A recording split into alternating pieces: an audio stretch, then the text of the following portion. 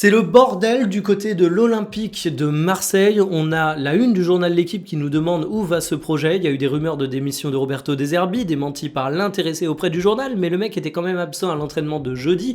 Et les rumeurs dans le journal L'Équipe, elles vont bon train. On nous annonce que l'homme boude quand il est pas content, et c'est vraiment ça, une situation de boudeur, comme un petit enfant à l'école primaire.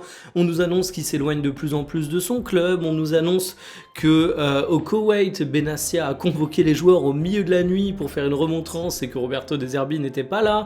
Il n'a pas voulu assister à la réunion. On pointe du doigt les nombreux essais tactiques qui n'apportent pas satisfaction. Bon, vous vous rendez compte que c'est un gigantesque bordel, et RMC va encore plus loin en l'annonçant en grand danger pour son poste d'entraîneur à Marseille, alors qu'au tout début de semaine, sa direction, avant le fameux match de Ligue des Champions face à Bruges, annonçait qu'il voulait faire une sorte de Simeone à l'Olympique de Marseille avec Roberto De Zerbi. À mon avis, il n'aura pas la même longévité. Alors qu'est-ce qu'il faut tirer de tout ça ?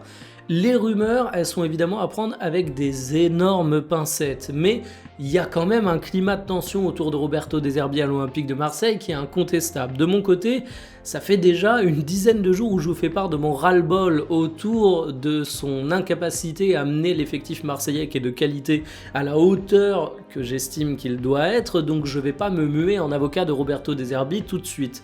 Par contre, ce qui est sûr et certain, c'est qu'il faut trancher rapidement du côté de l'Olympique de Marseille. Cette situation, elle est intenable. Soit tu renvoies Roberto De Zerbi, qui a un contrat jusqu'en 2027, et tu trouves un remplaçant, soit au contraire, tu mets en place une communication forte où la direction est soudée derrière son entraîneur, parce que là c'est le bordel, et honnêtement je pense que dans le vestiaire, et je pense que du côté de la dynamique de groupe, c'est très dur à gérer.